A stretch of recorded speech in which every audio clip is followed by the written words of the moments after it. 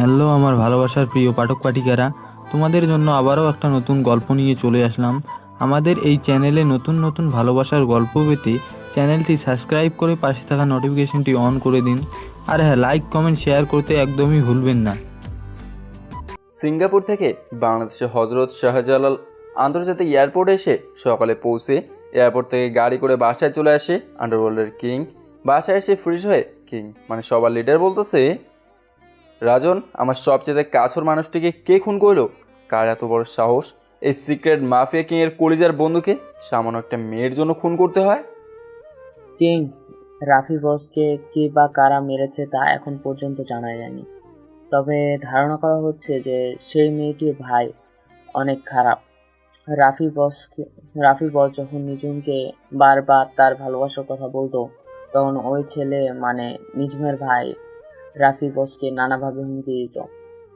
আর যার ফলস্বরূপ বসকে আমরা সবাই আমাদের মাঝখান থেকে চলে যেতে হলো।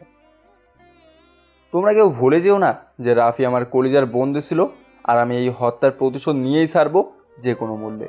রাফি যে কলেজে পড়াশোনা করতো সেই কলেজে আমাকে ভর্তি করার ব্যবস্থা করে ফেল। কেউ যেন আমার পরিচয় জানতে না পারে। আমার নাম হলো মাফিয়া কিং, আর আমি সিক্রেটভাবে সবার সাথে থাকতে চাই। ওকে কিং, সবকিছু আগামীকালের ভেতর হয়ে যাবে। হুম। সকালে ঘুম থেকে উঠে ফ্রেশ হয়ে রাফির ফোনটাকে নিয়ে কিছুক্ষণ ঘাটাঘাটি করলাম। ওর ফোন হাতে নিয়ে অনেক কিছুই জানতে পারলাম। তবে কি জানতে পেরেছি সেটা আপনারা পরে জানতে পারবেন। কিং, আপনার কলেজে সব কিছু ঠিক করেছি, তবে আপনি বাইরে পড়াশোনা করার পরেও ওই কলেজে ভর্তি হচ্ছেন কেন? আমার কলিজার বন্ধু যে কলেজ থেকে নিজের জীবন হারিয়েছে তাদেরকে এক এক করে খুঁজে বের করে শেষ করে দেব। আর এর সাথে এ দেশ থেকে বেআইনি সকল কাজকর্ম শেষ করে দেব।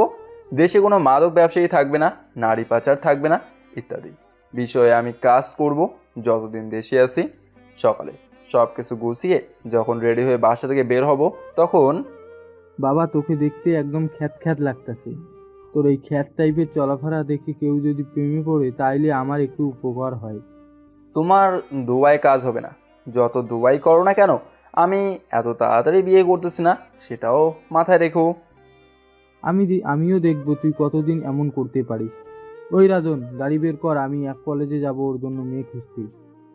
তুমি যা মনে চায় করো, আমি গেলাম, বাই। রাজন, এখন কি করব, আইডিয়া দে তো। কিছুদিন আগে দেখি কলেজের কোনো ভালো মেয়ে পাই কিনা, তারপরে বলবো অনেক। তোকে এক সপ্তাহ সময় দিলাম, যা আছে করবি, এর ভিতরেই করবি। কলেজের গেট দিয়ে কলেজের ভেতরে প্রবেশ করতেছে একটা ছেলে। ছেলেটার মাথার চুলগুলো তেমন কোনো স্টাইলিশভাবে আঁচড়ানো নেই। গায়ে একদম কম দামি ঢিলাঢালা পোশাক পরিহিত। দেখতে পুরাই একদম খ্যাতের মতো লাগে। কলেজের ভিতরে প্রবেশের পরে কিছু দূর যাওয়ার পরে কিছু মেয়ে এক জায়গায় দাঁড়িয়ে আড্ডা দিতেছে। তাদের সামনে গিয়ে হাত বাড়িয়ে দিয়ে বলতেছে, হাই, আমি রানা হাসান। মেয়েগুলোর ভেতরে থেকে একজন বলতেছে, এই হাবলাকান্ত, তুই কে? তা দিয়ে আমরা কি করব, জেনে বল তো। তেমন কিছু না, আপনাদের করতে হবে না। তবে আপাতত বলুন যে অনার্স থার্ড ইয়ারের কেমিস্ট্রি বিভাগের রুমটা কোনটা? সোজা যাবেন আর 108 নম্বর রুমে। আমি তার কথা মতো রুমে যাই। রুমে গিয়ে কিছুক্ষণ বসে থেকে একটা ক্লাস শেষ করে মাঠের এক কোণে একটা গাছের নিচে বসে ব্যাগ থেকে বই বের করে পড়তেছি। এমন সময় একটা ছেলে এসে বলতেছে, হাই, আমি রাফিউল ইসলাম সান। তুমি কি এই কলেজে নতুন? আমি রানা হাসান, আর আমি এই কলেজে নতুন। তোমাকে আজকে ক্লাসে নতুন দেখলাম। তুমি এর আগে কোথায় পড়াশোনা করেছিলে? তোমাকে সময় হলে বলবো, কিন্তু এখন বলা যাবে না। আমরা কি বন্ধু হতে পারি? অবশ্যই, তবে তুই করে ডাকতে হবে। ওকে। আমি আর শান কলেজে বসে কথা বলে বাসায় চলে আসি। শরীর খারাপ ছিল, তাই 4 দিন কলেজে যেতে পারিনি। আজকে যখন কলেজের ভেতরে প্রবেশ করি তখন যা দেখতে পাই তা দেখে মেজাজটা প্রচণ্ড রকম হয়ে যায়। যেই জিনিসটা আমি একদম দেখতে পাই না সেটা বেশি আমার সামনে ঘটে। কলেজের ভেতরে প্রবেশ করে দেখি কিছু ছেলে মিলে একটা মেয়েকে নিয়ে অনেক বাজে কথা বলতেছে। হঠাৎ করে ছেলেগুলোর ভেতর থেকে একজন মেয়েটার শরীর থেকে তা অন্যটা টান মেরে কেড়ে নেয়। মেয়েটা লজ্জায় মাথা নত করে আর কান্না করতে থাকে। এটা দেখে কলেজের কেউ কোনো প্রতিবাদ করতেছে না। আমি এটা দেখে তাড়াতাড়ি ওদের কাছে যাই, মেয়েটার ওড়না দিয়ে দেই। যদি না দিই? তবে তোদের অবস্থা খুবই করুণ হবে। ওই, তোরা শালাকে বুঝিয়ে দে যে রকি ভাইয়ের লোকের সাথে লাগতে এলে কি হয়। আমি সবার প্রথমে ছেলেটার বুক বরাবর লাথি মেরে ওনাটা নিয়ে এসে মেয়েটাকে পড়িয়ে দেই।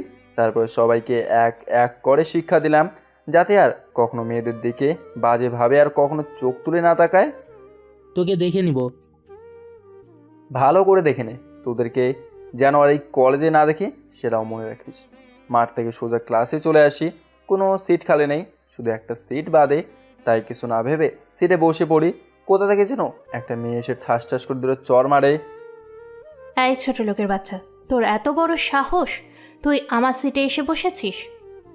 সিটে কোনো নাম লেখা ছিল না, তাছাড়া সিটটা খালি ছিল, তা আমি এসে বসেছি।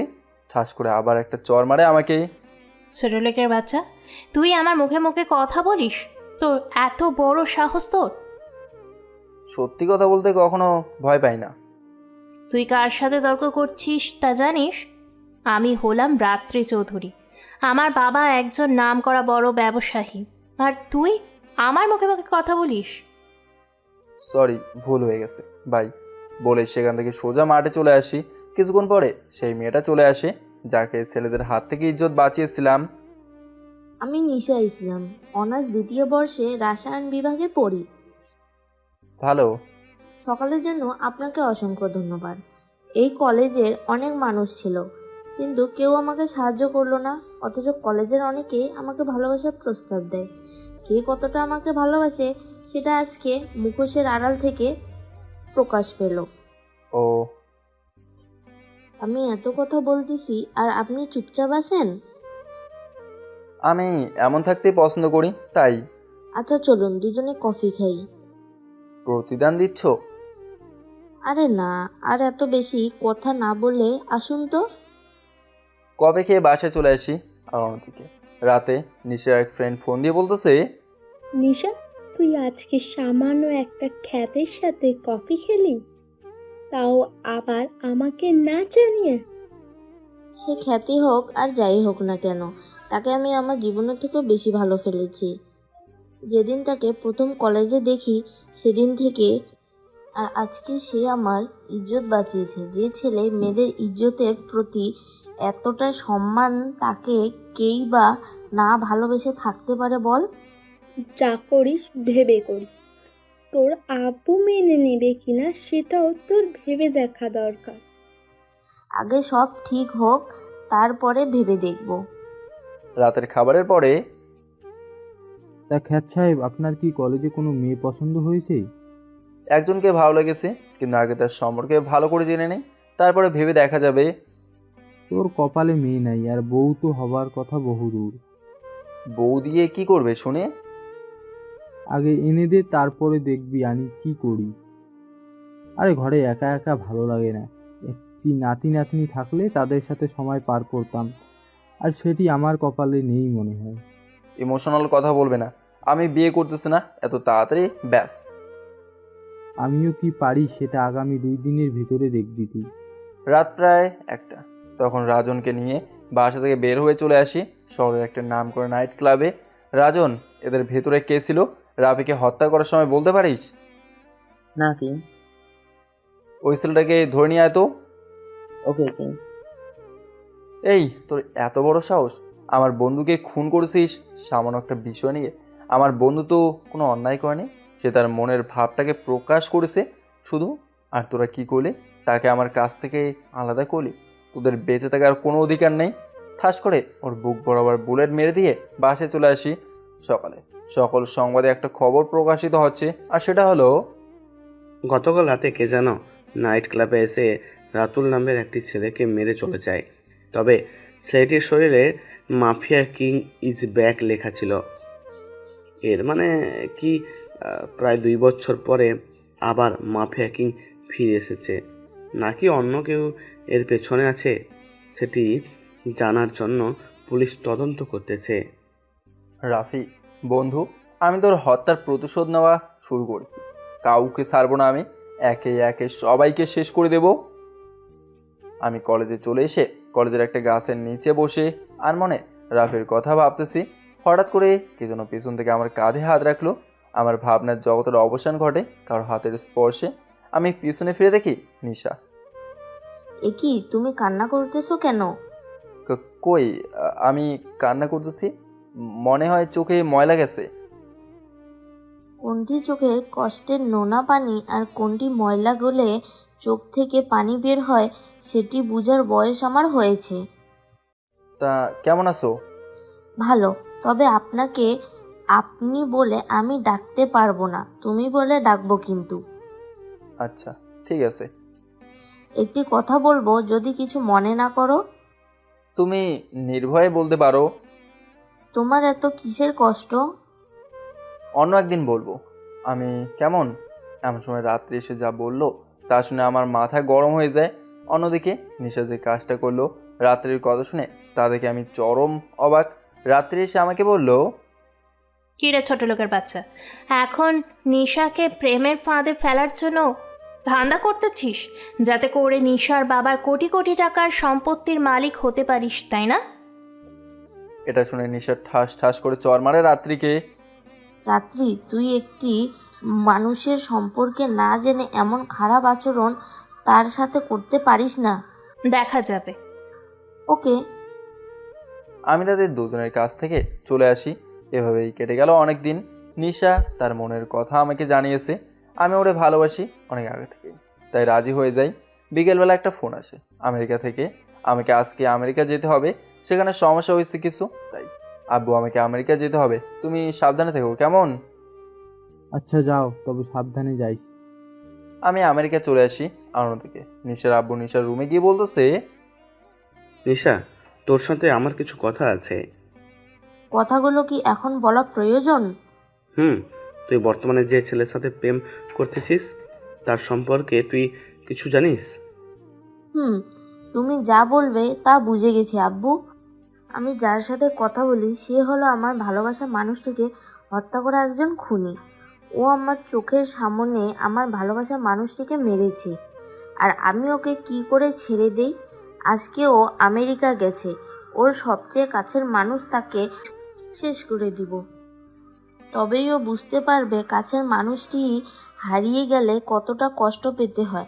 আব্বু, তুমি আমাদের লোকদেরকে ফোন দাও আর রানার আব্বুকে শেষ করে দিতে বলো। আমি আমেরিকা এসে খুব দ্রুত মিটিংয়ে জয়েন করি, সবার সাথে কথা বলতেছি। আর এমন সময় আমার ফোনে একটা ফোন আসে। ফোনটা রিসিভ করতেই ফোনের ওপাশ থেকে যা বললো তা শুনে আমার কাছে পুরো পৃথিবীটাই উলটপালট হয়ে গেল।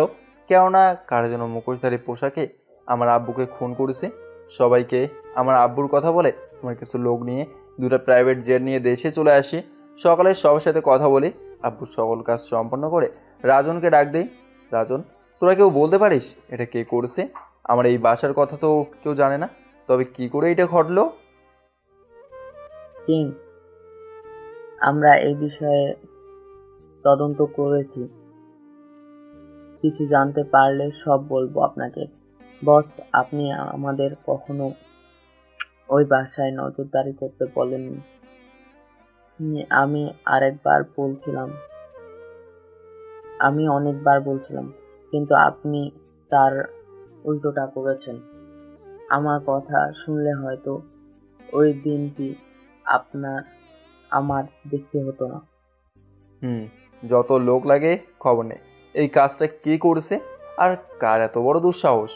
2 দিন পর, রাজন, আজ 2 দিন হলো কোনো তথ্য দিতে পারিসনি। তোরা কিসের কাজ করিস দেশে বসে? রাজন চুপচাপ। কিছুক্ষণ পর নিশা ফোন দিয়ে রাতে ওর সাথে দেখা করতে বলে। ওর সাথে দেখা করে ওকে নিয়ে বাসায় আসতেছি রিক্সায় করে। হঠাৎ কিছু লোক এসে আমাদের ঘিরে ধরে। নিশা রিক্সা থেকে নেমে তাদের সাথে যোগ দেয়। এখন তাকে কে বাঁচাবে মিস্টার খুনি? তোর জন্য আমার ভালোবাসার মানুষটিকে মরতে হয়েছে। আমি হলাম সেই আরিফের ভালোবাসার মানুষটি যার সামনে বসে তুই তাকে মেরে ফেলেছিস। তোকে আমি ছাড়বো না। বলেই আমার বুক বরাবর গুলি করে। ধীরে ধীরে সব কিছু অন্ধকার মনে হইতেছে আমার কাছে। তারপরে আর কিছুই মনে নেই। ওই তোরা সবাই লাশটাকে শহর থেকে দূরে কোনো এক নদীতে ফেলে দিয়ে আসবি, যাতে ওর লাশ পর্যন্ত কেউ খুঁজে না পায়। শহর থেকে চলে এসে যখন লাশটিকে ফেলে দেবে তখন পেছন থেকে দেখতেছে যে একটা গাড়ি আসতেছে। তা দেখে ওরা ভয় পেয়ে যায়, যার জন্য লাশটিকে রাস্তার পাশে রেখে তাড়াতাড়ি করে গাড়িতে উঠে চলে আসে। কিছু দূর আসার পরে এখন কি হবে বলতো? যদি ম্যাম বলে যে লাশ নদীতে ফেলে দিছো কি না, তখন সবাই কি বলবি?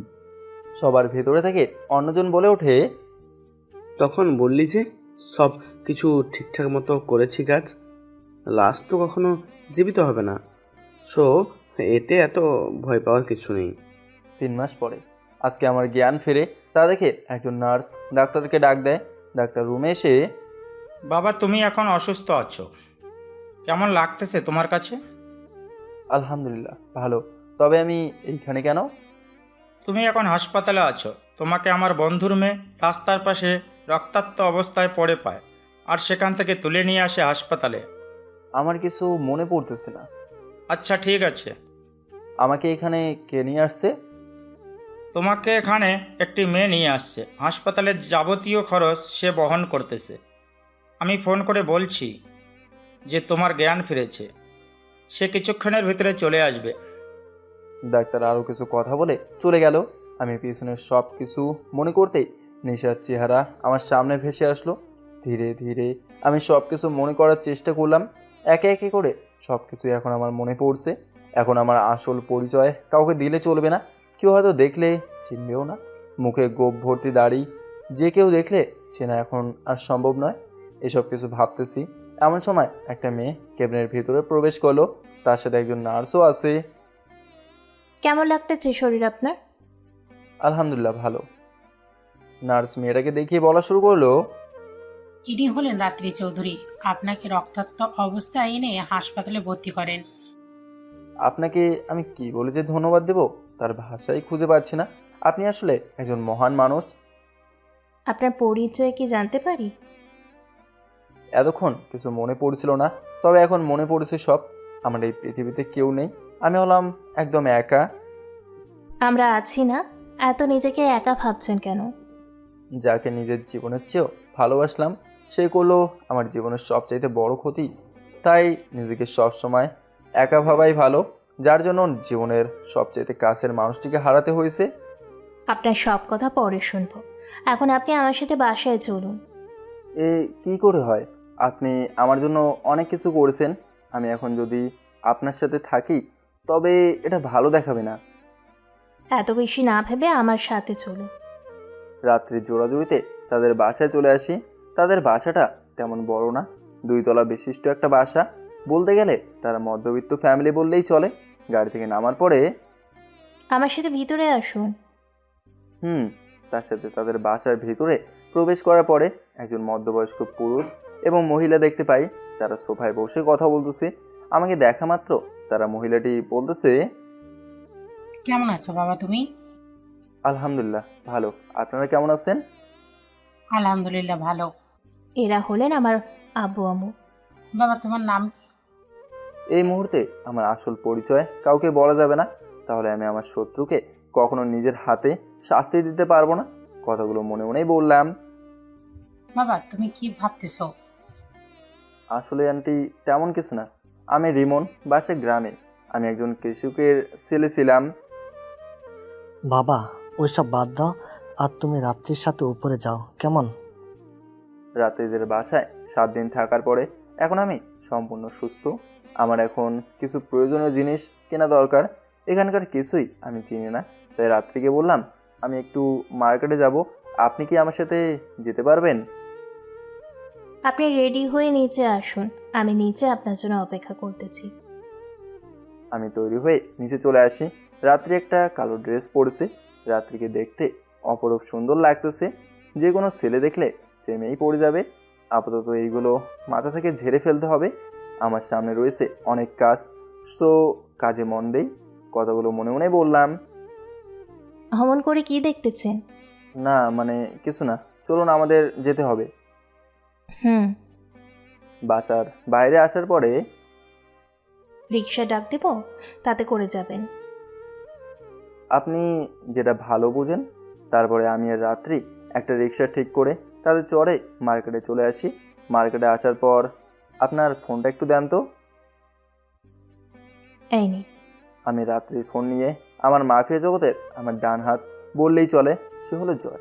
আমি জয়কে তার পার্সোনাল নাম্বারে ফোন দেই, কেননা ওর নাম্বার আমার মুখস্থ ছিল। প্রথমবার ফোন দেওয়াতে ও ফোন ধরেনি, দ্বিতীয়বার দেওয়ার সাথে সাথেই ফোনটা ও ধরে।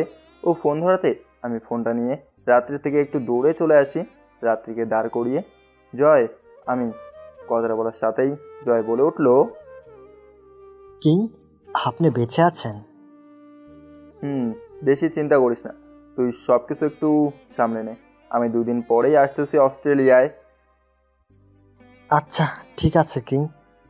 আমার ফোন ভেঙে গেছে, তুই আমার লোকদেরকে বল আমার ওই সিমের অ্যাকাউন্টে যত টাকা ছিল তার যেন ফেরত নিতে।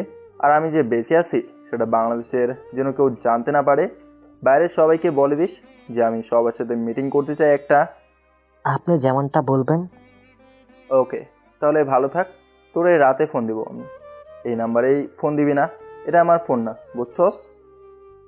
জি ভাই। আমি ফোন কেটে দিয়ে ফোন থেকে জয়ের নাম্বার ডিলিট করে দেই। তারপরে রাত্রির কাছে চলে আসি। এসে রাত্রিকে কোথাও খুঁজে পাইতেছি না, ও তো এখানেই ছিল। তাহলে ও গেল কোথায়? চারিদিকে ভালো করে তাকে দেখি যে কিছু ছেলে ওকে বিরক্ত করতেছে। মার্কেটের 2য় তলায় বসে। আমি দৌড়ে উপরে চলে আসি। আমাকে দেখা মাত্রই রাত্রি আমার পেছনে চলে আসে। আপনি ঠিক আছেন তো?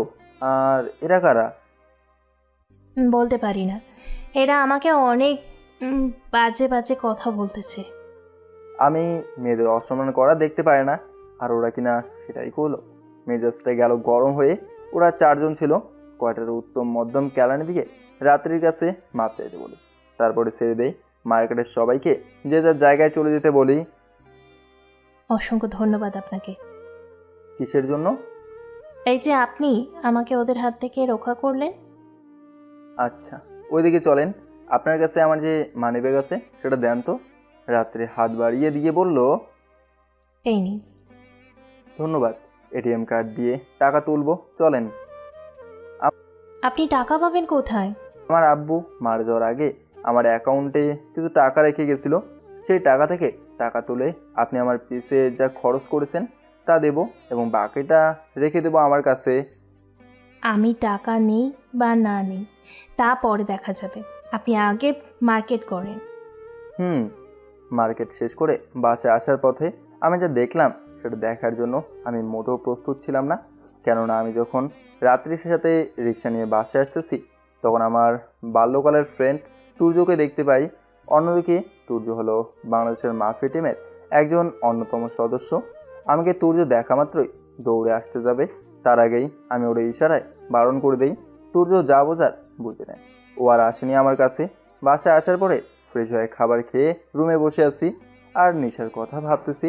এমন সময় নিচে কথার আওয়াজ পেলাম, যেটা আমার কাছে সুবিধার মনে হলো না।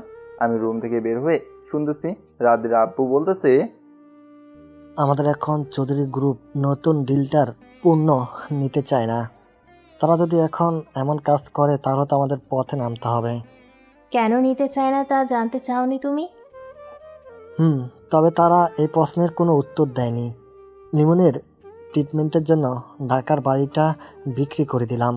এখন যদি তারা এমন করে তাহলে তো আমাদের কোম্পানিটাকে নিলামে তুলবে এনজিওর লোকেরা। আমার জন্য একটা পরিবারের এতটা ক্ষতি হতে দেওয়া যাবে না। আমাকে এখন প্রকাশ্যে আসতে হবে। আমাকে নিচে নামতে দেখে তারা সবাই কথা বলা বন্ধ করে দেয়। আঙ্কেল, আপনি আগামীকাল আপনার অফিসের পণ্যের সকল হিসাব নিয়ে চৌধুরী গ্রুপ অফ ইন্ডাস্ট্রিতে যাবেন। আমি একটা কার্ড তার হাতে দিয়ে বললাম যে এই কার্ডটা সেখানে গিয়ে ম্যানেজারকে দেবেন আর বলবেন তাকে এই নাম্বারে কল দিতে। তবে দেখবেন যে আপনার পণ্য ন্যায্য মূল্য পাবেন ইনশাল্লাহ। এই কার্ড পেলো কোথায়? এইটা তো ওই কোম্পানির এমডি রানা সাহেবের কার্ড। এই প্রশ্নের উত্তরও আমাকে বের করতেই হবে। মনে মনে কথাগুলো রাত্রি বলল। সকালের নাস্তা শেষ করে রাত্রিকে বললাম আমার কিছুদিনের জন্য ঢাকাতে যেতে হবে। কেন?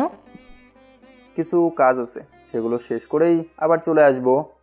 আমি আপনার সাথে? আমি একাই যেতে পারবো। রাত্রি গরম হয়ে বলল, বলছি না আমি তোমার সাথে যাব, তারপরে আবার বেশি কথা বলো কেন? আমি ওর রাগে মুড দেখে চুপ হয়ে গেলাম। রাত্রি কিছু আর না বলে উপরে চলে গেল। কিছুক্ষণ পরে, এখন চলো। আমি যাব অস্ট্রেলিয়া। এখন রাত্রিকে নেব কেমন করে? নিলে তো সব কিছুও জেনে যাবে। দূর, ও যদি জেনে যায় যাওক তো। আর এত প্যারা ভালো লাগে না। আমার এখন একটাই লক্ষ্য, আমার বাবার হত্যার খুনি ও তার সাথে যারা জড়িত আছে তাদেরকে এক এক করে শেষ করে দেওয়া। বাসা থেকে বের হওয়ার পরে সিএনজি করে বাস স্ট্যান্ডে যাই, সেখান থেকে বাসে করে ঢাকার উদ্দেশ্যে রওনা দেই। বাসে বসে ভাবতেছি এখন কি করব। আমাকে তো অস্ট্রেলিয়া যেতে হবে, রাত্রিকে তো আমার আসল পরিচয় দেওয়া যাবে না। আর এখন যা অবস্থা, না নিয়েও পারতেছি না। এমন সময় মিমের ফোন আসে আমার ফোনের ওই পাশ থেকে, তুমি কোথায় আছো ভাইয়া? ঢাকাতে আসতেছি। মিম কান্নাময় কণ্ঠে বলতেছে, ভাইয়া, আব্বু, আব্বু। কি হয়েছে তার? কারা যেন তার গাড়িকে ধাক্কা দিয়ে তাকে মেরে ফেলার চেষ্টা করে। কোনো মতে আব্বু বেঁচে আছে, তবে তার শরীরের অবস্থা ভালো না। ভাইয়া, ডাক্তার বলতেছে যে তাকে বাইরে নিতে হবে খুব দ্রুত। তুমি আসো ভাইয়া, তাড়াতাড়ি। তুই কান্না করিস না, আমি এখনই হেলিকপ্টার নিয়ে আসতেছি বোন আমার। চাচ্চুর কিচ্ছু হবে না, আমি থাকতে ইনশাল্লাহ। আমার এসব কথা রাত্রি শুনে ভাবতেছে, কে এই ছেলে? কি তার পরিচয় কি? যত তাকে দেখতেছি ততই আমি তার প্রতিটি কাজে অবাক হয়ে যাচ্ছি। মনে মনে রাত্রি কথাগুলো বলতেছে। আমি মিমের সাথে কথা বলা শেষ করে হৃদয়কে ফোন দিলাম। কিং, আপনি? তোমাকে যেটা বলতেছি সেটা মনোযোগ সহকারে শোনো। তুমি এখনই হেলিকপ্টার নিয়ে চলে আসো আমার ফোনের লোকেশন অনুযায়ী। Okay king. আসতে তোমার কতক্ষণ লাগবে? ওকে, তাড়াতাড়ি আসো, আমি এখানেই আছি। গাড়ি থেকে রাত্রিকে নিয়ে নেমে পড়লাম। গাড়ি থেকে নেমে 5 মিনিটের ভিতরেই 3টা গাড়ি এসে আমাদের কাছে থামে। গাড়ি থেকে বের হয়ে আসে রাফের ছোট ভাই রাতুল। ভাইয়া তুমি?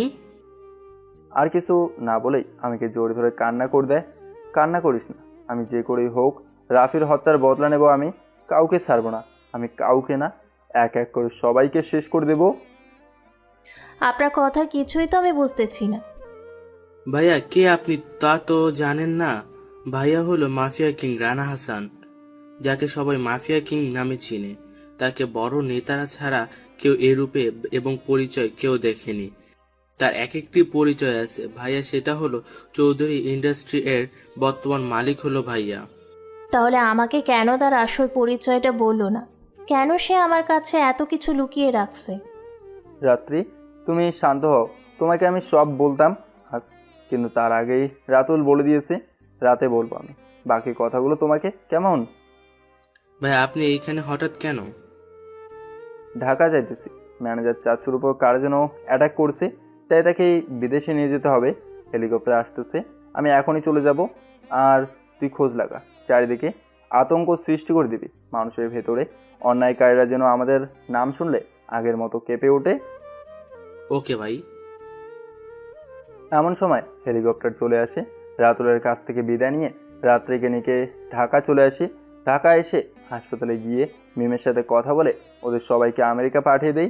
আমি রাজনকে ফোন দিয়ে খুঁজে বের করতে বলি কে চাচ্চুর উপর অ্যাটাক করে, তাকে খুঁজে বের করতে। কিছুক্ষণ পরে রাজনের ফোন। কিং, তাকে খুঁজে পেয়েছি। ওকে ধরে নিয়ে আয় আমাদের পুরনো বাংলোতে, আর আমার জন্য গাড়ি পাঠিয়ে দে হাসপাতালে। Okay king. পুরনো একটা পরিত্যক্ত বাংলো, যেখানে নেই কোনো মানুষ, সেখানে রাজন নিয়ে আসে কিছু লোকদের, যারা কিনা চাচ্চুর উপর হামলা করে। লোকগুলোর ভেতরে থেকে একজন রাজনকে বলতেছে, তুই কেন আমাদেরকে বেঁধে রেখেছিস? আমরা কার লোক তো তুই জানিস না? এমন সময় আমি পেছন থেকে বলে উঠলাম, তোরা হয়তো ভুলে গেছিস যে ওরা কার লোক। সবাই আমার দিকে চেয়ে আসে। কিং, আপনি? হ্যাঁ, আমি তোদের আঘাতে মারা যায়নি, এখনও বেঁচে আছি তোদের মতো লোকদেরকে হত্যা করার জন্য। ওই রাজন সবগুলোর শরীরের কিছু জায়গা কেটে মরিচের গুঁড়া দে, তার কিছুক্ষণ পরেই মেরে ফেলিস শালাদেরকে। অনেক করেছে, আর নয়, সবাইকে এক এক করে মরতে হবে। কথা বলেই রাত্রিকে নিয়ে বের হয়ে আসি। দুপুরের খাবার খাওয়া শেষ করে তারপরে আমার প্রাইভেট জেট নিয়ে রওনা দিই অস্ট্রেলিয়ার উদ্দেশ্যে। অস্ট্রেলিয়া এসে রাত্রিকে নিয়ে আমার অফিসে চলে আসি। এখানে সবাইকে বলেছি আজকে আমি মিটিংটা করতে চাই। রাত্রিকে আমার গার্ডরা একটা রুমে নিয়ে যায়, আর আমি মিটিংয়ে জয়েন হই। মিটিং রুমে এসে সবার সাথে কথা বলে, তারপরে আমি একটা ছবি সবাইকে দেখিয়ে বলি। সবাই মনোযোগ দিয়ে ছবির মানুষটাকে দেখেন। আমি এই মানুষটিকে জীবিত চাই, 1 সপ্তাহের ভিতরে আমি ওকে চাই। Okay king king. সবাইকে সব কিছু বুঝিয়ে দিয়ে আমি চলে আসি মিটিং রুমে। মিটিং রুম থেকে বের হয়ে রাত্রিকে নিয়ে আমার বাসায় চলে আসি। এত বড় বাড়ি, দেখতে একদম রাজপ্রাসাদের মতো। এই বাসা আপনার? ভেতরে চলেন, অনেক রাত হয়েছে। দারোয়ান আমাকে দেখে সালাম দেয়, আমি তার সাথে কথা বলে ভেতরে চলে আসি। এত বড় বাড়িতে আপনি আর কলেজের লোক এবং আপনার গার্ড ছাড়া আর কেউ থাকে না? আমি ছাড়া এই পৃথিবীতে আমার আপন কেউ নেই যে থাকবে। ও জনি, তুমি তোমার ম্যামকে আমার পাশের রুমটাতে নিয়ে যাও। রাত্রি আপনি ওর সাথে গিয়ে ফ্রেশ হয়ে নিচে আসেন খাবার খেতে। আপনার জন্য রোজ পোশাক নিয়ে যাইতেছে। ভাইয়া, তোমার সাথে রাত্রি ভাবিকে কিন্তু বেশ মানিয়েছে। দিব এক চট্টকে, বেশি পাকনামি করা শিখেছো তাই না? তোমার জন্য ছেলে দেখতেছি, শুধু অপেক্ষা করো সময়ের। আমি তো বিয়ে বসবই না। জনি, রোজের জন্য ছেলে দেখা শুরু করে দিত। জনি খাবার রেডি করতে বল নিচে। আমি ফ্রেশ হয়ে আসতেছি, রাত অনেক হয়েছে। আমি রুমে এসে ফ্রেশ হয়ে নিচে চলে আসি। নিচে এসে দেখি রাত্রি এবং রোজ খুব হাসাহাসি করতেছে বসে। আমাকে দেখে রোজ বলতেছে, ভাইয়া, তুমি ভাবিকে নিয়ে আসবে তা আমাকে আগে জানাবে না? আমি চেয়ারে বসতে বসতে বলতেছি, কেন? আগে জানলে কি করতে? সেটা সকালেই টের পাবে। এত বেশি কথা না বলে খাবার দেবো না, আমার পেটে খুব ক্ষুধা লাগছে। রোজ, তোমার ভাইয়ের বুঝি ক্ষুধা খুবই বেশি লাগছে, তাকে খাবারটা আগে দাও।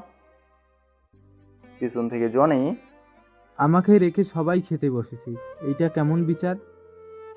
তুই এখনো না খেয়ে আছিস? এটা কেউ বিশ্বাস করবে বলে মনে হয় না। ভাবির সামনে এমন করে না বললেও পারতে, আমার সম্মানটা এমন করে। হয়েছে, আর বলতে হবে না। আর আমার খাওয়া শেষ, আমি উপরে গেলাম। Good night. আমি উপরে আসার পরে রোজ রাত্রিকে বলতেছে, ভাবি, একটা কথা বলি।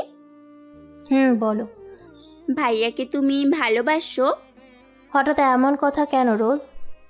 তোমাকে যে আমি ভাবি ডাকি তুমি বিরক্ত হও না, এতেই আমি বুঝে গেছি তোমার মনের অবস্থা। ধুর, তুমিও না। তুমি যা বলেছ রোজ সত্যি। তোমার ভাইকে আমার নিজের থেকেও খুব বেশি ভালোবাসি, কিন্তু আজ পর্যন্ত তাকে বলতে পারিনি। ওর সাথে থাকতে থাকতে নিজের অজান্তেই তাকে ভালোবেসে ফেলেছি। মনে মনে কথাগুলো রাত্রি বলল। আমি কি তা আগামীকাল টের পাবে। এখন রুমে গিয়ে শুয়ে পড়ো। সকালবেলা ঘুম থেকে উঠে রাত্রি নিচে এসে খাবার খায় সবার সাথে, কিন্তু আমাকে দেখতে পায় না সে। রোজ, তোমার ভাই কোথায়? সে 12টার আগে ঘুম থেকে আজ উঠবে না, তার আশা এখন ছেড়ে দাও। রাত্রি খাবার খেয়ে রোজের সাথে ছাদে ঘুরতে যায়। রাত্রি ছাদে অনেক ধরনের ফুল গাছ দেখে, খুবই খুশি। এগুলো কে রোপণ করেছে? আমি এবং ভাইয়া দুজন মিলে। ভাবি, একটি কথা বলি। বলো। আমি চাই তোমাদের বিয়ে দিতে। রাত্রি কিছুক্ষণ থমকে আছে, কিছুই বলতেছে না। আমি বিকেলেই তোমার আর ভাইয়ার বিয়ে দিব, সব কিছু ঠিক। আর তোমার আব্বু আম্মু সবাই রাজি, তাদের সাথে আমার কথাও হয়েছে। তোমার ভাই এই বিষয়ে জানে? সে তোমার এই তার প্রতি এত কেয়ার ভালোবাসাগুলো দেখে সে তোমাকে ভালোবেসে ফেলে, কিন্তু কিচ্ছু বলেনি, যদি তুমি তাকে ভুল বোঝো তাই।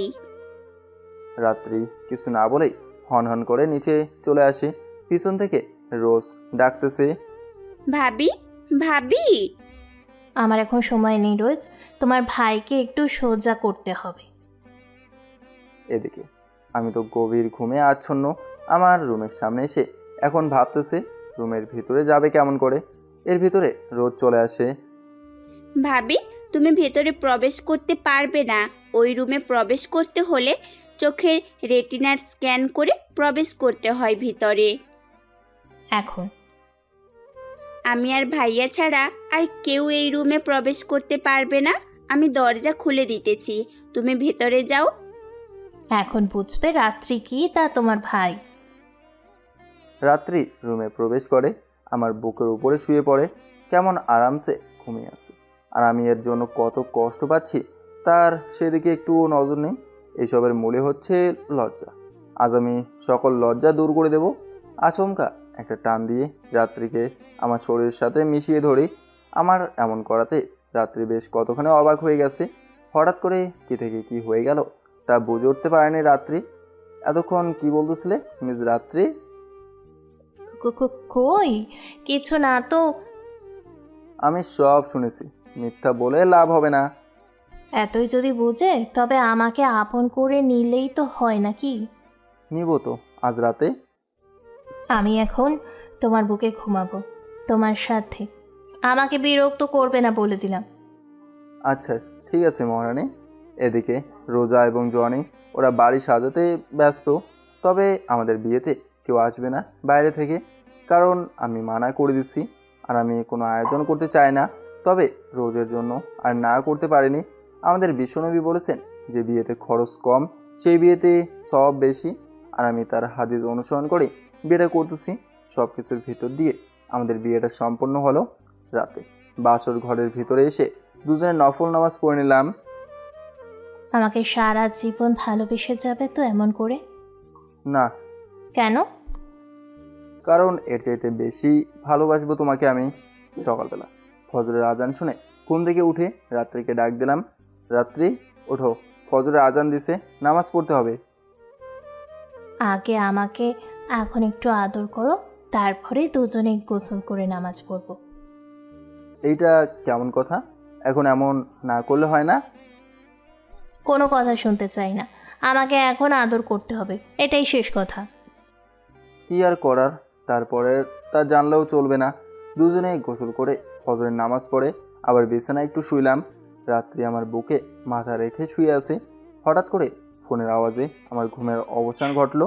ফোনের উপাস থেকে, কিং, আপনার পরিচয় সম্পর্কে গুরুত্বপূর্ণ তথ্য পেয়েছি। কি পেয়েছিস বল। কিং, আপনার বাসা রাজশাহী, ওইখানে গিয়ে আপনাকে এর রহস্য উদ্ঘাটন করতে হবে। কিন্তু ওইখানে গিয়ে চিনব কি করে তাদেরকে? কিং, আপনাকে আমি কিছু ইনফরমেশন দিচ্ছি, মেসেজে আপনি সেটি ভালো করে দেখে আপনার কাজে লেগে পড়েন। আমি আরও জানতে পারলে আপনাকে জানাবো না। রাত্রি আমাকে এমন অন্যমনস্ক দেখে বলতেছে, কি হয়েছে তোমার, হঠাৎ এমন করতেছো কেন? রানা, আমার আসল পরিচয় বের করতে হবে রাজশাহী গিয়ে। রাত্রি ওইখানে গেলেই জানতে পারবো আমার বাবা মা কে। এতটা বছর যাবৎ যাদেরকে খুঁজতেছি তাদের জন্য এখন রাজশাহীতে যেতে হবে। তাহলে যে মারা গেছে সে কি হয় তোমার? সে আমাকে ছোটবেলায় ঢাকা রেলওয়ে স্টেশনে পায়। তারপরে সে আমাকে লালন পালন করে বড় করে তার নিজের পরিচয়ে। আর সেখান থেকেই হয়ে উঠি আমি একজন মাফিয়া। তাহলে এই মাফিয়া হওয়ার রহস্য কি? রাত্রি, তুমি যেটা এখন জানতে চাইতেছো সেটা তোমাকে বলতে পারবো না যে। তোমাকে বলতেই হবে রানা, কেন তুমি এই পথে আসছো? রাত্রির জোড়াজুড়িতে বলতে বাধ্য হলাম। তাহলে শোনো রাত্রি, আমার মাফিয়া হওয়ার রহস্য ফ্ল্যাশব্যাক। আমি যখন পঞ্চম শ্রেণীতে পড়ি তখন আমি রেলওয়ে হারিয়ে যাই বাবা মার কাছ থেকে।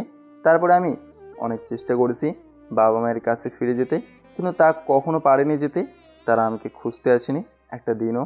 আমি দিনে একবেলা বাসি খাবার খেতাম, তাও অনেক কষ্ট করে নিজের জীবিকা নির্বাহ করতাম।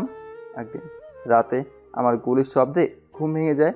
আমি রাত কাটাতাম স্টেশনে, তাই তাড়াতাড়ি করে শোয়া থেকে উঠে কিছু দূর যেতেই দেখি একজন মানুষকে কিছু লোক গুলি করে ফেলে চলে যাইতেছে। এমন পরিস্থিতি দেখে আমার মেজাজ গরম হয়ে যায়, তাই আমি আশেপাশে কিছু খুঁজতে থাকি। তখন আমার নজর যায় মাটিতে পড়ে থাকা মানুষটির কাছে। তার হাতে বন্দুক দেখতে পাই আমি। বন্দুকটা হাতে নিয়ে ঠাস ঠাস করে একে একে ওদেরগুলোকে গুলি করে শেষ করে দেই। আমি তারপরে ওই মাটিতে পড়ে থাকা লোকটাকে হাসপাতাল নিয়ে চলে আসি। হাসপাতালে আনার পরে সবাই লোকটাকে দেখে ভয় পেয়ে যায়। সবাই বলতে শুরু করে, আপনারা ওনাকে কিং ডাকতেছেন কেন? কিং মানে তো রাজা। তাহলে এই লোকটা কোন জায়গার রাজা আমাকে একটু বলুন তো। তুমি যাকে বাঁচিয়েছো সে হলো বাংলাদেশের টপ মাফিয়া, যে কিনা ছদ্মবেশে চলাফেরা করতে পছন্দ করে, তাই তাকে তেমন কেউ ছাড়া চিনি না। 2 ঘন্টা পরে ডাক্তার আমাকে কেবিনের ভিতরে নিয়ে যায়। তখন কিম আমাকে বলল, বাবা তুমি কে? এত বড় উপকার বর্তমান সময়ে কেউ আর আপনজনের জন্য করে না। আপনার জায়গায় অন্য কেউ থাকলেও আমি এমনটাই করতাম। তুমি আমাকে হাসপাতালে নিয়ে আসলে কেমন করে? আপনাকে মাটিতে পড়ে থাকা দেখে আমি বাকিদেরকে মেরে ফেলি। তাদেরকে বন্দুক দিয়ে কেমন করে মারলে তুমি? তাহলে শুনুন, আপনাকে যখন গুলি করে ওরা, তারপরে আমি আপনার বন্দুক নিয়ে দাঁড়িয়ে যাই। ওই তোরা কে রে? পাতি শিয়ালের মতো বয়ে পালিয়ে যাও কেন একজনকে মেরে? ওই পুষ্কি, তুই কে রে আমাদেরকে হুমকি দিচ্ছিস? শত হাতিকেও একটা মাত্র মশাই বিরক্ত করে। তাদের নাকের ছিদ্র পথে ঢুকে মশাটার যন্ত্রণায় কিন্তু হাতিরা অস্থিরতা করে মারা যেতে পারে। সামান্য একটা মশার কাছে একটা হাতি কিছু না, তেমনি তোরা আমার কাছে কিছু না। যারা বড় হয়ে খুন করে তারা হয় গ্যাংস্টার, আর আমি ছোটবেলা থেকেই যারা অন্যায়ের বিরুদ্ধে রুখে দাঁড়িয়ে মানুষ খুন করে তারা হয় Rockstar. I am Real Rockstar. মুচকি হাসি দিয়ে কথাটা বললাম। সবাই ভয় পেয়েছে। একজন বলতেছে, কে তুই? সত্যি করে বল, তোর কথার ভিতরে রহস্য লুকিয়েছি। সেটা ওপারে গিয়ে জেনে নিস পরে, তারপরে সবগুলোকে শেষ করে দেই। তোমার কে কে আছে বাবা? তারপরে তাকে সব খুলে বলি। তোমাকে তোমার বাবা মায়ের কাছে আমি পৌঁছে দেওয়ার ব্যবস্থা করতেছি। আমি সুস্থ হয়ে তোমার সাথে দেখা করতে যাব। ওই শরীফ ওরে ওর ওরে ওর বাড়িতে নিয়ে যাও। তারপরে আমাকে বাড়িতে নিয়ে আসে, কিন্তু আফসোস এর বিষয় হলো বাড়িতে কাউকে পায়নি। তারা গতকাল সবাই বাড়ি ছেড়ে চলে গেছে। কোথায় গেছে তা কেউ বলতে পারে না। কিং ছেলেটির কাউকে পাওয়া যায়নি। সব কিছু তাকে খুলে বলে। ফোনে একজন, তোমরা ছেলেটিকে আমার বাসায় নিয়ে আসো, আমিও আগামীকাল বাসায় আসতেছি। তারপরে কি করা যায় ভেবে দেখব। সুস্থ হয়ে বাসায় আসার পরে সে আমাকে তার ছেলের পরিচয় দিয়ে বড় করে। তার কোনো ছেলে ছিল না, তাই আমি এইচএসসি পরীক্ষা দেওয়ার পরে রাতের বেলা একা একা বাইরের সব কিছু ঘুরে দেখতাম। একদিন দেখি যে একটা মেয়েকে কিছু ছেলে ধর্ষণ করে রাস্তায় পাশে রেখে চলে যাইতেছে। তারপরে আমি কোমর থেকে গান বের করে সবাইকে শেষ করে দেই। এভাবেই চলতে থাকে আমার জীবন। ইন্টার সেকেন্ড ইয়ারে ওঠার পরে আমার বন্ধু শাফিন ফোন দিয়ে বলতেছে, বন্ধু আমার আম্মুকে কারা যেন মেরে আমার বোনকে তুলে নিয়ে গেছে। কান্নাময় কণ্ঠে বলল কথাগুলো। আমি দেখতেছি কি করা যায়, তুই চিন্তা করিস না। আব্বুকে ফোন দিলাম। আব্বু, শাফিনের আম্মুকে কারা মেরেছে আর ওর বোনকে কে কিডন্যাপ করেছে বলতে পারো? আমি খোঁজ নিয়ে তোমাকে জানাইতেছি বাবা। দ্রুত জানাও। কিছুক্ষণ পরে, বাবা তাদেরকে এই জায়গায় নিয়ে গেছে।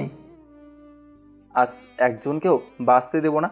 চলে আসি একা ওদের আস্তানায়। এসে দেখি ওরা ফুলের মতো মেয়েকে নীলাকে ধর্ষণ করেছে। তারপরে এইগুলো সহ্য করতে না পেরে নীলা মারা যায়। নীলার এমন অবস্থা দেখে আমার 2 চোখ বেয়ে পানি বের হতে থাকে অনবরত। নীলা ক্লাস 5 শ্রেণীতে পড়তো। ওরা তাকে বাঁচতে দিল না। একজনকেও আমি ছাড়ব না। এরপরে একে একে সবাইকে মেরে ফেলি। আর শুরু হয় সেখান থেকে আমার মাফিয়ার জীবন, যাতে করে কারো বোন হারাতে না হয় এমন করে। বর্তমান কথাগুলো বলতে গিয়ে আমার চোখে পানি চলে আসে। আজ খুব মনে পড়তেছে নীলার কথা। আমাকে নিজের আপন ভাইয়ের মতো করে ভালোবাসতো, আর আমিও নীলাকে নিজের আপন বোনের মতো ভালোবাসতাম। নিয়তি আজ ওরা আমার কাছ থেকে দূরে ঠেলে দিল।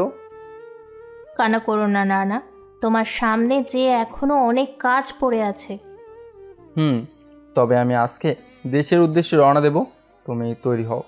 রুম থেকে বের হয়ে জনিকে ডাক দিলাম। জনি, আমি কিছুক্ষণের ভেতরেই দেশে যাব। আমার প্রাইভেট জেটের সব কিছু ঠিকঠাক আছে তো? আর আমার যাওয়ার ব্যবস্থা করো। রোজ, আমি এখন বাংলাদেশে যাব। তুই যাবি আমার সাথে নাকি এইখানে থাকবি? আমি তোমার সাথে যাব ভাইয়া। তাহলে তৈরি হয়ে নে, আমরা কিছুক্ষণের ভেতরেই যাব। আমি রুমে ঢুকতেই রাত্রে আমাকে হ্যাঁচকা টান দিয়ে ভিতরে নিয়ে খাটের উপর ফেলে দিল। এগুলো কি করতেছো রাত্রে? আমায় এখন আদর করবে। আমি এখন তৈরি হব, আর তুমি এইগুলো কি বলতেছো? তোমার মাথা ঠিক আছে তো? আমার মাথা ঠিক আছে, আর কোনো কথা হবে না, এখন হবে রোম্যান্স। এরপরেই রাত্রি নিজেই 4 ঠোঁট এক করে দিল। এরপরে কি হয়েছে তা আমি দেখিনি। চলে আসলাম নিজ মাতৃভূমিতে। এয়ারপোর্ট থেকে বের হয়ে হেলিকপ্টারে করে রাজশাহীতে চলে আসি। রাত্রি, তোমার আব্বুকে বলো ওদিকটা সামলাতে, কেমন? ভাইয়া, আমরা এখন কোথায় উঠব? রোজ, তুই এখন রাত্রির সাথে থাকবি। তোদের থাকার ব্যবস্থা করে রেখেছি আমি থাকবো অন্য এক জায়গায়। আমি এখানে এসেছি কয়েকটি লক্ষ্য নিয়ে। আমি তোমাকে ছাড়া কোথাও থাকবো না। রাত্রি, বোঝার চেষ্টা করো, তোমার হাসপাতালের পাশেই তোমাদের থাকার ব্যবস্থা করেছি। তুমি ওইখান থেকে হাসপাতালে যাওয়া আসা করবে। রাত্রি এবং রোজকে ওদের ফ্ল্যাটে রেখে আমি চলে আসি আমার জন্য রাখা বাসায়। সকালে ঘুম থেকে উঠে ফোন দিলাম রাজশাহীতে থাকা মাফিয়া লিডারকে, যাকে আমি রাজশাহীর দায়িত্ব দিয়েছি। শাকিল, তুই কই রে? এখনই গাড়ি নিয়ে আমার বাসার সামনে চলে আয়। জি ভাই, আসতেছি। আমি ফ্রেশ হয়ে তৈরি হয়ে নিলাম। যে করেই হোক এইবার আমার বাবা মাকে খুঁজে বের করতে হবে। বাসা থেকে বের হয়ে নিচে এসে দেখি বাসার সামনে 5টা BMW গাড়ি। এত দামি এবং এতগুলো গাড়ি নিয়ে আসছিস কেন শাকিল? আপনি একবার অনেক বড় বিপদ থেকে বেঁচে ফিরেছেন ভাবির জন্য। এখন আর আমরা কোনো রিস্ক নিতে চাই না আপনাকে নিয়ে। চলো। কোনো খোঁজ পেয়েছো তুমি আমার ফ্যামিলি সম্পর্কে? তবে খুবই সামান্য পেয়েছি। ওই নামের একজনের মেয়ে রাজশাহী মেডিকেল নার্স হিসেবে জব করে। এখন তার কাছে জিজ্ঞাসা করলে বাকিটা হয়তো বা জানতে পারবো ভাই। তবে এখন আগে আমি একটু তোদের কলেজে যেতে চাই। আপনি যেমনটা বলবেন। আমি আর শাকিল দুজনে কথা বলতেছি। অন্যদিকে কলেজে রকি কিংয়ের লোকেরা কলেজে অনেক সমস্যা তৈরি করছে। তারা মাফিয়ার একজন ক্রুকে অনেক মারধর করতেছে। ওই, তোদের শাকিল কই এখন? তোদেরকে কে বাঁচাবে আমার হাত থেকে বল? তোদের লিডার কেউ তো আমাদের লিডার মেরে ফেলেছে। এখন তোদেরকে তিলে তিলে মারবো আমরা। শাকিলের ফোনে একটা কল আসে। কথা বলা শেষ করে কিং কলেজে সমস্যা হয়েছে? এত চাপ নাও কেন, খেলা তো সবে শুরু। কিং কি জিনিস সেটা সবাই বুঝতে পারবে। কলেজের ভেতরে হঠাৎ করে 5টা দামি গাড়ি দেখে সবাই অবাক। যখন সবাই দেখলো যে শাকিল গাড়ি থেকে বের হয়েছে, তখন সবাই কিছুটা স্বাভাবিক হলো।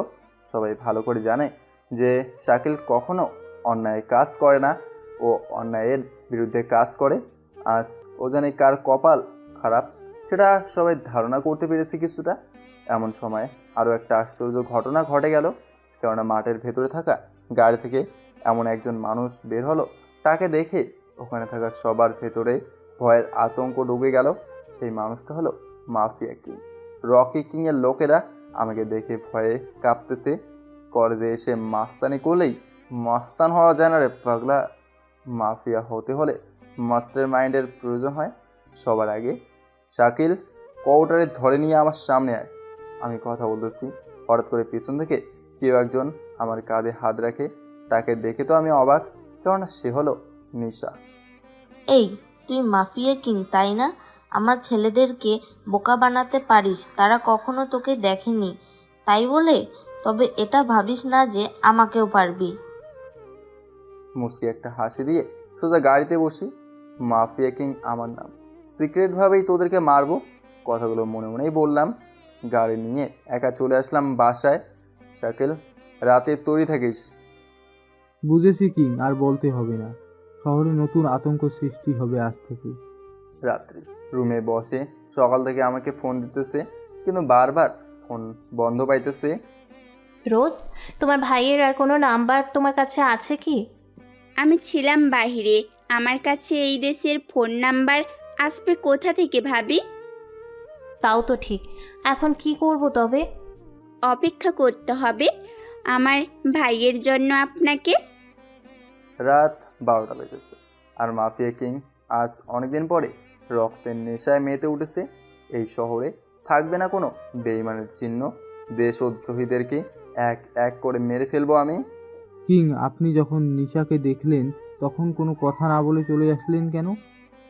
আমি যদি ওই সময় কথা বলতাম শাকিল, তবে রাত্রি বুঝে যেত যে আমি এখনও বেঁচে আছি, তাহলে তো আর ওদের ভিতরে আতঙ্ক সৃষ্টি করতে পারবো না। শাকিল, কলেজে যারা ঝামেলা করছে তাদেরকে এখন কোথায় পাবো? কিং, সামনেই ওদের আড্ডাখানা। সবাই আড্ডা দিচ্ছে। হঠাৎ করে রুমের সব লাইট বন্ধ হয়ে গেল। কিছুক্ষণ পরে আবার জ্বলে উঠল। ওদের ভেতরে একজন বাদে সবার নিথর দেহ মাটিতে পড়ে আছে। ওই কে তুই? কিং, দ্য মাফিয়া কিং, যার লাশটাকে তোরা এখনো খুঁজতেছিস, সেই আমি। ভাই, মাফ করে দেন। তোমাদেরকে মাফ করব আমি? হাসালি রে। শাকিল, শহরের প্রধান স্থানে লাশগুলো ঝুলিয়ে দিয়ে আয়। রাতে বাসায় এসে ফ্রেশ হয়ে ঘুম দেই। সকালে গাড়ি নিয়ে রাত্রির বাসার উদ্দেশ্যে যাইতেছি, তখন রাস্তার মাঝে হঠাৎ করে একটা মেয়ে আমার গাড়ির সামনে এসে পড়ে। আমি গাড়ি কন্ট্রোল রেখে চালাতেছিলাম, যার জন্য মেয়েটার তেমন কিছু হয়নি। গাড়ি থেকে বের হয়ে, এই মেয়ে, তুমি কে আর কিসের জন্যই বা তুমি গাড়ির সামনে চলে আসলে? আমাকে বাঁচান ভাইয়া, প্লিজ। মেয়েটার কাছ থেকে ভাইয়া ডাক শুনে নিজেকে আর ঠিক রাখতে পারলাম না। কি হয়েছে বোন তোমার, বলো আমাকে। ভাইয়া, আমাকে আমাদের হাসপাতালের প্রধান মারার জন্য লোক ভাড়া করেছে। কিসের জন্য তোমাকে মারতে চায় তারা? ভাইয়া, তারা আজ সকালে হাসপাতালের অনেক ঔষধের ভিতরে ভেজাল মিশিয়ে রোগীকে খাইয়েছে, যার জন্য এখন অনেক মানুষ অসুস্থ হয়ে পড়েছে। আর এই কাজের সাথে যারা যারা জড়িত তা আমি শুনে ফেলি এবং ভেজাল ঔষধ মেশাতেও দেখি, তাই তারা আমাকে মেরে ফেলতে চায়। তুমি গাড়িতে ওঠো, আমি বিষয়টা দেখতেছি। এদিকে সবাই আতঙ্কে আছে। একদিকে সকালে কিছু লাশ পেয়েছে, আর এখন হাসপাতালে মানুষের অবস্থা খারাপ, অনেকে মারা যাইতেছে ওষুধের জন্য। শাকিল, গাড়ি নিয়ে হাসপাতালে চলে আয়। তারপরে রাজনকে ফোন দিলাম। রাজন, এখনই কিছু হেলিকপ্টার নিয়ে রাজশাহী হাসপাতালে চলে আয়, পরে কথা হবে তোর সাথে। তোকে যা বলেছি তা কর আগে। আমি মেয়েটাকে গাড়িতে উঠিয়ে যখন চালানো শুরু করব, তখনই দেখি শাকিল 7টা গাড়ি এবং গার্ড নিয়ে চলে এসেছে। ভাই চলুন এখন। যেই ভাবা সেই কাজ। তোমার নাম কি? আমার নাম রিয়া। তুমি কি নার্স? হুম। তোমার আব্বুর নাম? এই নাম। আমি কে তুমি বলতে পারো বোন? না। আমি তোর হারিয়ে যাওয়া ভাই রানা, যে কিনা আজ তোর সাথে বসে আছে। ভাইয়া, তোমাকে কত খুঁজেছি আমি। আবু মারা যাওয়ার আগে বলেছিল যে তোর একটি ভাই আছে। আমার বিশ্বাস সে একদিন তোকে খুঁজে বের করবে ইনশাল্লাহ। আজ সেটা পূরণ হলো। আম্মু কোথায়? সে এখন আমার কাছে আছে ভাইয়া। তোমার ছবি বুকে নিয়ে এখনো প্রায় রাত কান্না করে। কথা বলতে বলতে হাসপাতালে চলে আসি। হাসপাতালের ভিতরে প্রবেশ করতেই সাধারণ মানুষের স্বজন হারানো কান্না দেখে নিজের কাছে খুব খারাপ লাগতেছে। শাকিল, হাসপাতালের রোগী যারা বেশি অসুস্থ তাদেরকে অন্য হাসপাতালে পাঠিয়ে দাও। ঠিক আছে কিং। রিয়া, তুই আমার সাথে তোদের প্রধান ডাক্তারের কাছে নিয়ে চল। ডাক্তারের রুমে প্রবেশ করা মাত্রই আমি অবাক। একটা মানুষ এতটা নিচ হতে পারে তা জানা ছিল না। আমি কখনো ভাবতেও পারিনি এমন কাজ করতে পারে একটা মেয়ে। মেয়েটা হলো নিশা। নিশা আর হাসপাতালের প্রধান মিলে মানুষগুলোকে মৃত্যুর মুখে ঠেলে দিচ্ছে তাদের তৈরি করা ওষুধ বেশি দামে বিক্রি করার জন্য। মিস নিশা, আর কোনো প্ল্যান আছে নাকি? এই, তুই আবার আসছিস, তাও এইখানে? মিস নিশা, এতটা উত্তেজিত হচ্ছেন কেন? আমাকে দেখে এতটা ঘাবড়ে গেলে হবে বলেন? রানা, তুমি? হ্যাঁ, আমি সেই রানা যাকে তোর মতো বিশ্বাসঘাতক মেরে ফেলতে চাইছিল। আজও বেঁচে আছি, তবে তোরা কেউ বেঁচে থাকবে না। তা কখনো সম্ভব না। হাসালি আমাকে তোরা। তা জোকার কিং কেমন আছেন? এতটা ঘাবড়ে যাবেন না। দুজন কেমন? তোরা হলে বড় হয়ে খুন করে হওয়া গ্যাংস্টার, আর আমি ছোটবেলা থেকে খুন করে হয়ে গেলাম Rockstar. I am Real Rockstar. এত সহজ না জোকার কিংকে মারা। এই কথা বলে আমার দিকে বন্দুক তাক করে জোকার কিং। আমি একটা কথা বলি শোন, মাফিয়া হতে হলে মাস্টার মাইন্ডের প্রয়োজন। তোদের সেটা নেই, বুঝছস? তোর বন্ধুকে বুলেট একটাও নেই। ভালো করে দেখে নেই জোকার কিং। এমন সময় ফোনে কল আসে। রাজন ফোন দিছে। কিং হাসপাতালের মাঠে হেলিকপ্টার ল্যান্ড করেছি, এখন কি করব? তুই 403 নাম্বার রুমে চলে আয়। কিছুক্ষণ পরে রাজন চলে আসে। কিং কেমন আছেন? ভালো। রাজন, তুই এই দুজনকে মুখোশ পরিয়ে হাত পা বেঁধে হেলিকপ্টারে করে ঢাকা নিয়ে যা। আমাদের গোপন আস্তানায় রুম থেকে বের হয়ে আমি এক এক করে অনেক মানুষকে বিভিন্ন হাসপাতালে পাঠানোর ব্যবস্থা করে দিয়েছি। হঠাৎ করে একটা কেবিনে চোখ গেল। আমার একটা মিডিয়ার বয়সী মেয়ের অবস্থা বেশি ভালো না। আমি গার্ডদেরকে দিয়ে তাকে হেলিকপ্টারে করে ঢাকা আমাদের মাফিয়া হাসপাতালে পাঠিয়ে দিই। এদিকে আমরা সব কিছু নিয়ন্ত্রণে আনার চেষ্টা করতেছি, কিন্তু এতগুলো মানুষকে কেমন করে বাঁচানো সম্ভব তা ভেবে পাচ্ছি না। আমি আমার হাসপাতালের প্রধান জন হ্যারিকে ফোন দিয়ে বর্তমান পরিস্থিতির রোগের প্রতিরোধমূলক ওষুধ আজকের ভিতর বের করতে বলে দেই। রাজশাহী হাসপাতালে যেন কান্নাময় সময় বিরাজ করতেছি। এখানকার বড় ডাক্তাররা মিলে মিটিংয়ে বসেছে। আমি মিটিং রুমে প্রবেশ করাতে কিছু ডাক্তার বলতেছে, আপনি কে? হঠাৎ মিটিং রুমে প্রবেশ করছেন? আমার গার্ডের ভেতরে থেকে একজন বলে উঠলেন, আপনারা যার সামনে বসে আছেন তিনি হলেন mafia king Rana Hasan. Sir, ভুল হয়ে গেছে, আপনি বসুন। আপনারা কোনো কারণ খুঁজে পেয়েছেন? এটা কিসের জন্য অল্প সময়ের ভেতরে ছড়িয়ে পড়েছে সবার মাঝে? স্যার, পানিতে তারা কেমিক্যালটা ব্যবহার করেছে আর তার মাধ্যমে সবার শরীরে। আপনারা এদেরকে কোনো রকমের বাঁচানোর চেষ্টা করুন। আজ রাতেই আমি এর ওষুধ নিয়ে আসব আপনাদের মাঝে ইনশাল্লাহ। রুম থেকে বের হয়ে রায়াকে নিয়ে আম্মুর কাছে চলে আসি। রিয়া রুমের ভেতরে প্রবেশ করে বলে, আমু, এই ভাইয়াটাকে তুমি চিনতে পারতেছো কিনা দেখো তো। না মা, আমি চিনতে পারছি না। আমার চোখ দিয়ে পানি গড়িয়ে পড়লো। আজ নিজের মা তার সন্তানকে চিনতে পারতেছে না। নিয়তি কত কিছুই না যে পারে। তুমি কান্না করতেছো কেন বাবা? আম্মু, আমি তোমার ছেলে রানা। কথাটা বলার পরেই আম্মু আমাকে জড়িয়ে ধরে, আমার মুখে চুমু খায় আর কান্না করে। আম্মু, কান্না করো না তো এখন। বাবা, এতদিন কোথায় ছিলি তুই? তারপর মাকে সব খুলে বলি, আম্মু তুমি এবং রিয়া আমার লোকদের সাথে ঢাকা চলে যাও হেলিকপ্টারে করে। আমি আগামী কিছুদিনের ভেতরে চলে আসব। আম্মুর সাথে আরও কিছু কথা বলে তাকে ঢাকা পাঠিয়ে দিলাম। রোগের প্রতিরোধক ওষুধ হাসপাতালে রাতে পাঠিয়ে দেই। রাত যত গভীর হইতেছে কিংয়ের তত রক্তের সেনা ধরতেছে। কিং এখন কি করবেন? তোরা আজ অনেক কাজ করছিস, এখন রেস্ট নে। আমি আজ বাসায় আসবো না, তোর ভাবির কাছে যাব। সাবধানে থাকিস কেমন? নিস্তব্ধ শহর, সবাই ঘুমে আচ্ছন্ন।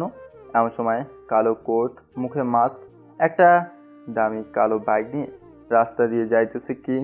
আজ আর ছাড় দেবে না এই শহরের নেতাকে। সোজা এখানকার মেয়রের বাসায় চলে আসে। বাসার সামনে গার্ডদেরকে তাদের বাসায় পাঠিয়ে দেয় বুঝিয়ে, কেননা কিং কখনো নিরীহ মানুষকে খুন করে না। সিসিটিভি, মনিটর এবং ডেস্কটপ ভেঙে ফেলে। উপরে চলে আসি। উপরে সিঁড়ি বেয়ে যাইতেছি, তখন একটা রুম থেকে একটা মেয়ের চিৎকারের আওয়াজ পাইতেছি। আমি বিষয়টা বোঝার জন্য রুমের কাছে পা বাড়াই। যা দেখলাম তা দেখে মাথা গরম হয়ে গেল। রুমে আমি প্রবেশ করাতে রুমে থাকা দুজন লোক ঘাবড়ে যায়। ওই, তুই একজন মেয়ে মানুষ হয়ে একজন পুরুষের সাথে এসব কি করতেছিস? আমি টাকার জন্য সব করতে পারি, তুই যদি টাকা দিস তবে তোর সাথেও করব, কোনো সমস্যা নেই। যাদের মনের ভেতরের ধারণা ছোট থাকে তাদের ভেতর থেকে কখনো ভালো আইডিয়া বা ভালো কথা বের হয় না। ওই ছেলে, তুই কে রে? আমার বাসায় এসে আমাকেই হুমকি দিতেছিস? আমি কে সেটা যখন জানতে পারবি তখন এই পৃথিবীর আলো আর তুই দেখতে পারবি বলে মনে হয় না। ওই তোরা কে, কোথায় আসিস? এ ফকিন্নিটাকে নিয়ে যা এখান থেকে। ভালো করে ডাক, দেখ তোর ডাকে কেউ সাড়া দিয়ে তোদেরকে বাঁচাতে আসে নাকি। কেউ আসতেছে না, তা দেখে মেয়র ঘাবড়ে যায়। কেউ আসবে না রে, তোর সকল চামচা এখন উপরে আছে। আমি কিং, কখনো ক্লু রেখে কাজ করি না। আমাকে যে বাস্তবে দেখে সে আর বেঁচে থাকে না। সো বাই, বলের ঠাস ঠাস করে গুলির শব্দে দুরান নিথর দেহ মাটিতে লুটিয়ে পড়ে। অন্যায়ের বিরুদ্ধে কিং ছিল এবং সব সময়ই থাকবে। গাড়ি নিয়ে কিং রওনা দেয় রাত্রির বাসার উদ্দেশ্যে। রাত্রির বাসার সামনে এসে ফোন দেই রাত্রিকে। রাত্রি এসে দরজা খুলে দেয়। দুজনে ভেতরে প্রবেশ করি, কিন্তু রাত্রি কোনো কথাই বলতেছে না। মিসেস রানা, আপনি কি কারোর সাথে রাগ করেছেন নাকি? আমি কারোর প্রতি রাগ করি না। যে আমাকে একটুও ভালোবাসে না তার সাথে কোনো কথাই নেই। বউ আমার অনেক রাগ করেছে, বোঝা হয়ে গেছে। রাগ এখন আমাদেরই ভাঙা হবে।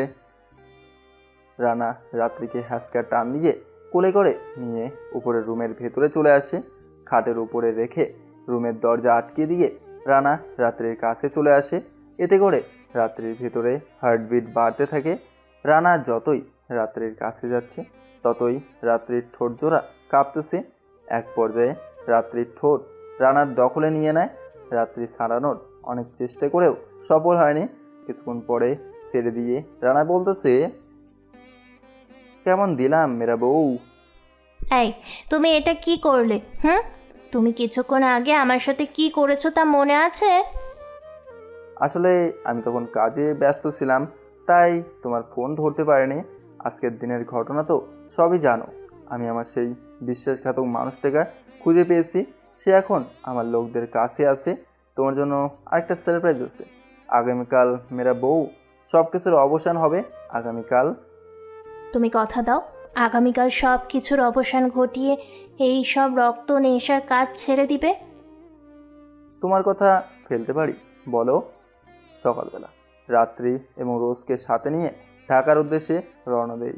হেলিকপ্টারে করে তার ঢাকা চলে আসে। মাফিয়া হেডকোয়ার্টারে এসে হেলিকপ্টার থামে। আমাদেরকে কোথায় নিয়ে আসলে তুমি? এত মানুষ গান নিয়ে দাঁড়িয়ে আছে, তা দেখলেও ভয় করে। রাত্রি, ভয় পাওয়ার কিছু নেই। এটা হলো আমার প্রধান জায়গা বাংলাদেশের ভিতরে। এখানে যতদিন থাকবে ততদিন একদম নিরাপদে থাকতে পারবে। হেলিকপ্টার থেকে বের হবার পরে বাংলাদেশের সকল বড় বড় মাফিয়া ক্রুরা তাদের কিংকে শুভেচ্ছা জানাচ্ছে ফুলের তোড়া হাতে নিয়ে। তারপরে কিং চলে আসে একটা রুমে, যেখানে নিশা এবং তার চাচাকে আটকে রাখা হয়েছে।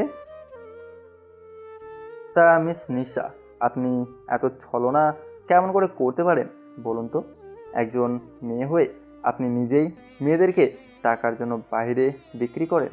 আপনাদের সকল কুকর্মের প্রমাণ আমার হাতে আছে। তোদেরকে বাঁচিয়ে রেখে আমি আমার সময় নষ্ট করতে চাই না। দেশ থেকে আগাছা মুক্ত করতে যা লাগে সব করতে পারে মাফিয়া দলের লোকেরা। ওই, তোমরা এদেরকে কঠিন শাস্তি দিয়ে মেরে ফেলো। শহরের প্রধান জায়গায় তাদের লাশ ঝুলিয়ে রেখে দিয়ে এসো। তারপরে ওদের কাছ থেকে যে তথ্য সংগ্রহ করেছো তা শাকিল তুই নিজে গিয়ে প্রধানমন্ত্রীকে দিয়ে আসবি। তাকে বলবি যে কিং পাঠিয়েছে, তাহলে সে বুঝে যাবে বিষয়টা। তোমাদের সকলের জন্য আমার পক্ষ থেকে 30 কোটি টাকা উপহার দিলাম। তোমরা নিজেদের জীবন বাজি রেখে দেশের জন্য কাজ করো, তার জন্য এই সামান্য উপহার আমার পক্ষ থেকে। সবাই খুশিতে আত্মহারা। গরিব অসহায়দের জন্য আরও বৃদ্ধাশ্রম বাড়ানোর জন্য টাকা দিছি, যাতে করে বিদ্যুতের কষ্ট করতে না হয়। সবার থেকে বিদায় নিয়ে চলে আসি। রাত্রি, আমার সাথে চলো। তোমার জন্য এবং রোজের জন্য সারপ্রাইজ রয়েছে। বাসায় এসে কলিং বেল চাপ দিতেই আম্মু দরজা খুলে দেয়। রাত্রি, সালাম করো, এই হলো আমার মা। বেঁচে থাকো মা তুমি। তোমার জায়গা আমার পায়ে না, বুকে। রানা, তোর পাশের মেয়েটি কে? আম্মু, ওর নাম রোজা। ও আমার বোন। তোমার আরেক মেয়ে হয়ে থাকবে সব সময়। হয়েছে, আর বলতে হবে না। মা, তুমি আমার বুকে আসো। সবার হাসি খুশিতে কেটে গেল বাকিটা সময়। সকল বাধার পরে পূর্ণতা পেল ভালোবাসার মানুষগুলোকে নিয়ে। ভালোবাসার ভালো থাকুক পৃথিবীর সকল মানুষের বাবা মা, সেই দোয়া রইল। আল্লাহ হাফেজ।